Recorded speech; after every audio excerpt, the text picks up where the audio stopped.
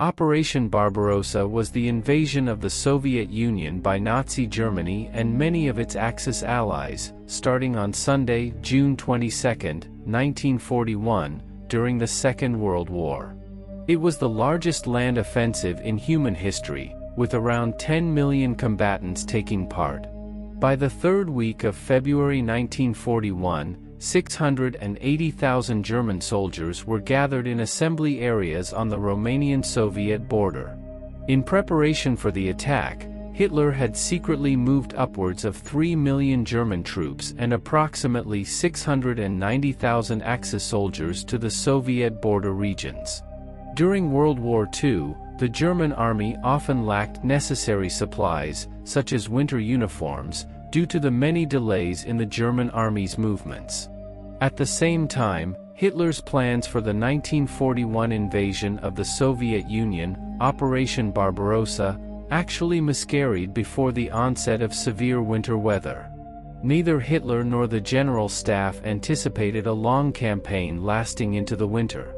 Thus, they failed to make adequate preparations for a possible winter campaign, such as the distribution of warm clothing and winterization of vehicles and lubricants. In fact, his Eastern Army suffered more than 734,000 casualties, about 23% of its average strength of 3,200,000, during the first 5 months of the invasion before the winter started in recently occupied Poland and Soviet Belarus, Ukraine, and Western Russia. On November 27, 1941, Eduard Wagner, the Quartermaster General of the German Army, reported that, "We are at the end of our resources in both personnel and material. We are about to be confronted with the dangers of deep winter." Russian winter, sometimes personified as General Frost or General Winter, is an aspect of the climate of Russia that has contributed to military failures of several invasions of Russia and the Soviet Union. There are several stories of German soldiers who had to be relieved at least every 2 hours, often less, to keep them from freezing to death. This played hell with their ability to get sleep. It was so cold that even the gasoline froze in the vehicles. Batteries had to be removed and kept in warm areas. Men used grenades to fell trees for firewood. At one point, an officer had to use his pistol to keep the freezing men from breaking up the wooden wagons they needed to cart their equipment. The most vulnerable areas were the feet, the fingers, the nose, and the ears. Many books tell of veterans who fought the war with no nose after that first year. Men had to amputate their own blackened toes, often with a bayonet or shovel to prevent gangrene. Getting frostbite on your feet was a court-martial offense akin to shooting yourself to get out of combat. The Germans in the field lived in holes in the ground they dug or blew out of the dirt and covered over with logs. The use of fire had to be circumspect to prevent attracting Russian artillery fire. There were stoves and other kerosene heaters used to warm small areas. Men wore every piece of clothing they owned and never took them off, so hygiene was very bad. Men reeked of shit and piss. Taking a shit in the freezing weather was a hazardous affair on many levels. Men ate less so they would shit less, and as a result were malnourished, and lack of food made it harder for them to generate heat. There are many, many stories of the impact of weather, the snow, the effect on vehicles and weapons. A cold cannon could blow itself apart on the recoil, firing pins would snap off after one round. Optics would be useless when water condensed on them, rubber parts would crack and break, fingers would weld to freezing triggers, tearing off the skin when removed. Eyeballs could freeze. Men had to light fires under the gas tanks and engines of trucks and tanks so they could be started. One truck had to be run all night to feed hot radiator fluid to other vehicles when they had to move. Nothing happened quickly. There is a story of a German unit holed up in a house on one of the coldest nights of the year. The Russians attacked just to get the house and the heat, but the Germans hold them off. The Russian company was forced to remain outside all night. The next day the Germans pull out, walking by the standing, almost dead Russian soldiers who were simply too cold to shoot or move or fight. At one point the Germans built a long, high bridge using blocks entirely made of ice, stronger than concrete, which lasted until the spring. Life and death was a function of length of exposure to the elements and its duration over time.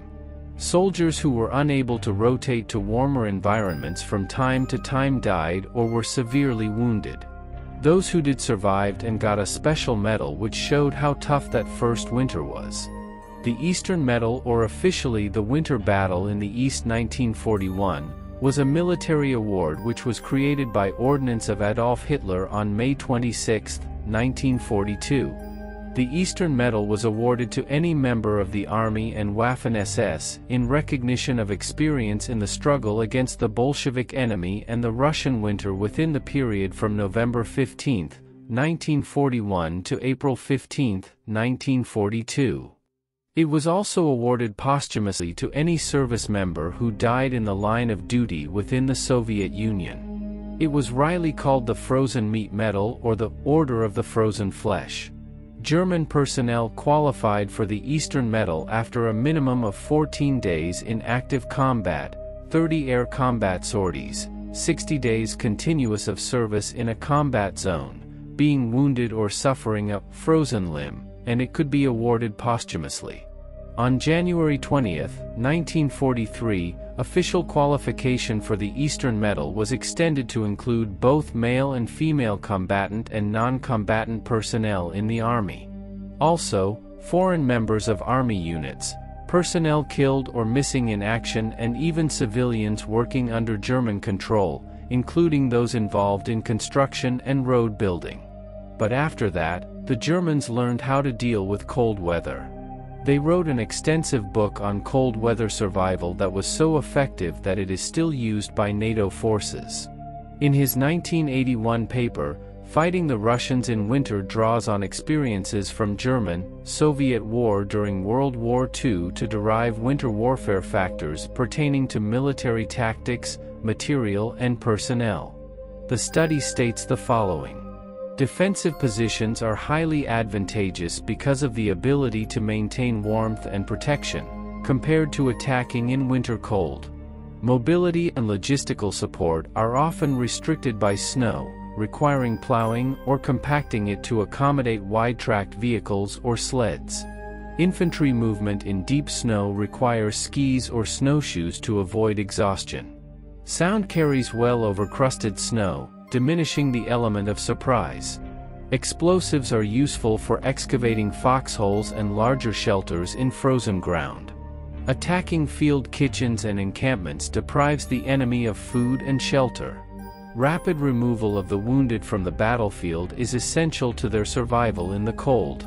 Weapons and vehicles require special lubricants to operate at low temperatures. Mines are unreliable in winter, owing to deep snow that may cushion the fuse or form an ice bridge over the detonator. Proper winter clothing is required to maintain body heat and to avoid such cold injuries as frostbite. Troop efficiency and survival requires either making use of available shelter or providing portable shelter. I hope you enjoyed this episode, and to make sure you don't miss my future work, please make sure you are subscribed to my channel and press the bell notification button. Thank you, and see you in the next video.